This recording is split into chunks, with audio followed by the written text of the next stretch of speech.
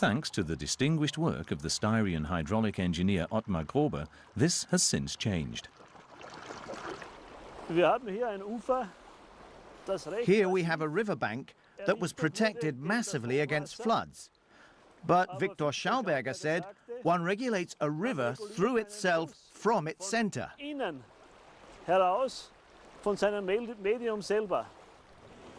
Normally, hydraulic engineers shore up the riverbanks with stones.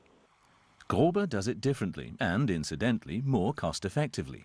He places the boulders in a river, like here in the Salza. The stones are deposited to form a chute. And then Borba had the idea of building an even larger chute in the longest river in Styria, the Mur.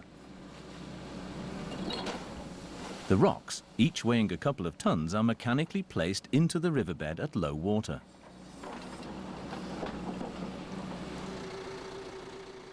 Borba is a professional and monitors the position of the rocks with a GPS.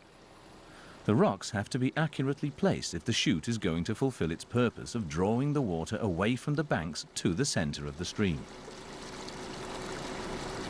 Diese Bauweise des Trichters weicht.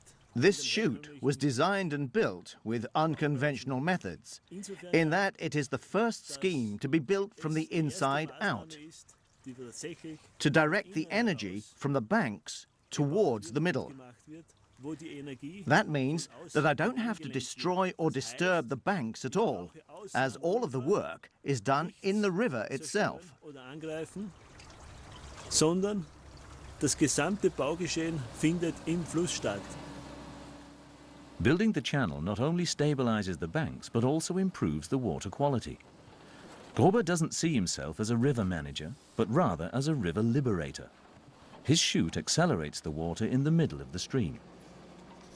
Die Sohle wird dann durch die erhöhte The riverbed is then eroded by the increased flow velocity in the middle, and this again results in uneven depths in the middle of the river. And so the large huchen, also called the Danube salmon, which live here, are able to find a habitat that corresponds to the needs of their species. der ihrer Art entspricht. Das heißt, That means different water depths with different flow velocities. At normal water levels, the boulders are no longer visible. The funnel-shaped current, though, is recognizable. At low water, the channel becomes clearly visible. Shortly after the construction, Borba had the current measured with a hydrometric vane apparatus. Further measurements were taken by Graz University of Technology. The measurement data ended up with Christina Zindeler at the Institute of Hydraulic Engineering and Water Resources Management. She is a mathematician and, as part of her doctoral thesis, is working on the complex flow conditions in Borba's hydraulic constructions. We have completed several trials and noted the changes to the riverbed. Here you can see a cross-section before the construction of the channel. You can see that it's pretty even.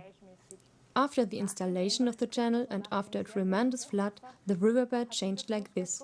You see here very strong dynamics within the riverbed. In this area, potholes were formed that are very good for the fish, because here they find calm resting places.